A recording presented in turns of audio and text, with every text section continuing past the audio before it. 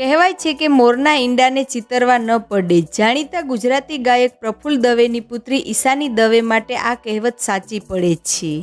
ઈશાની પિતાના વારસાને આગળ વધારી રહી છે. પરંતુ મિત્રો, ગુજરાતના મહાન કલાકાર પ્રફુલ્લ દવેનો સ્વભાવ જેટલો સરળ છે, તેની પુત્રીનો સ્વભાવ તેનાથી બિલકુલ વિપરીત છે. એટલે જ તો તેઓને જેલ પણ થઈ ચૂકી છે.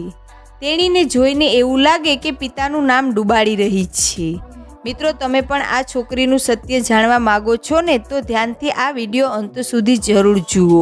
શરૂઆત કરીએ તે પહેલાં એક લાઈક જરૂર કરજો. મિત્રો, ગુજરાતી મ્યુઝિક ઇન્ડસ્ટ્રીના જાણીતા સિંગર પ્રફુલ્લ દવેની પુત્રી છે ઈશાની દવે. જૂન 1993માં અમદાવાદમાં ઈશાનીનો જન્મ થયો હતો. ઈશાની દવેને બાળપણથી જ ગાવાનો શોખ હતો. ઈશાનીએ 10 વર્ષની ઉંમરે જ ગાવાની પરફોર્મન્સ આપવાની શરૂઆત કરી હતી. 12 વર્ષની ઉંમરે ઈશાનીએ લંડનના રોયલ આલ્બર્ટ પેલેસમાં પહેલો સિંગિંગ શો કર્યો હતો. ઈશાનીને તેના પિતા સાથે ગાવાનું ગમતું હતું. પ્રફુલ્લ દવે ઈશાનીનો પ્રેરણા સ્ત્રોત છે.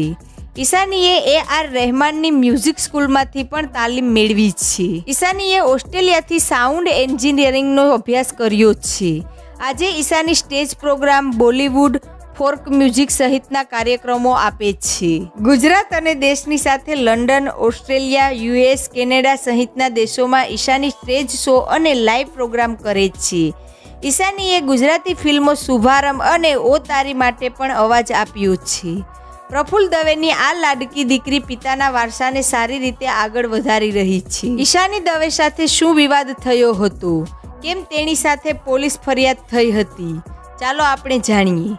મિત્રો, થોડા સમય પહેલાં એક વિડીયો વાયરલ થયો હતો, જેમાં ઈશાની દવે શહીદોની મજાક કરતી જોવા મળી હતી. જ્યાં હજારોના લોહી રેડાયા, તે ઝારાની યુદ્ધ ભૂમિને કપડાના બ્રાન્ડ સાથે ઈશાની દવેએ સરખાવી. વિડીયોમાં ઈશાની ઝારા ગામના બોર્ડ પાસે ઊભીને આ ગામને હસી મજાકમાં કપડાની બ્રાન્ડના મૂળિયા અહીંયા નાખેલા છે તેવું લખવા સાથે કહી રહી છે.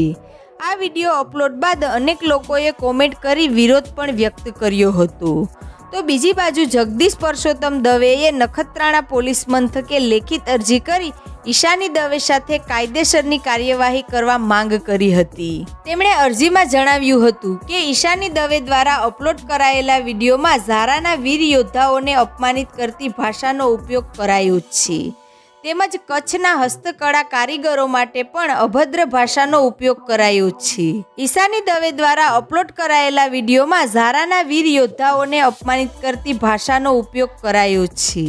સાથે જ કચ્છના હસ્તકળા કારીગરો માટે પણ અભદ્ર ભાષાનો ઉપયોગનો આક્ષેપ કરાયો છે. ત્યારે શહીદોના અપમાન કરવા બદલ નખત્રાણા પોલીસ મથકમાં લેખિત અરજી કરાઈ છે. જાણીતી ગાયક ઈશાની દવેને વિડીયોથી બાદ લોકોએ ટ્રોલ કરી, જેમાં સિંધના 40,000 અને કચ્છના 30,000 સૈનિકો ખપી ગયા. તે ઐતિહાસિક ઝારાના યુદ્ધને યાદ કરીને કચ્છના લોકોનું શીશ આજે પણ શહીદોના માનમાં નમી જાય છે. પણ આવા સ્થળો પર ઇતિહાસથી અજાણ કેટલાક સેલિબ્રિટી માત્ર સસ્તી લોકપ્રિયતા માટે રીલ્સ બનાવે ત્યારે વિરોધ ઉઠતો હોય છે.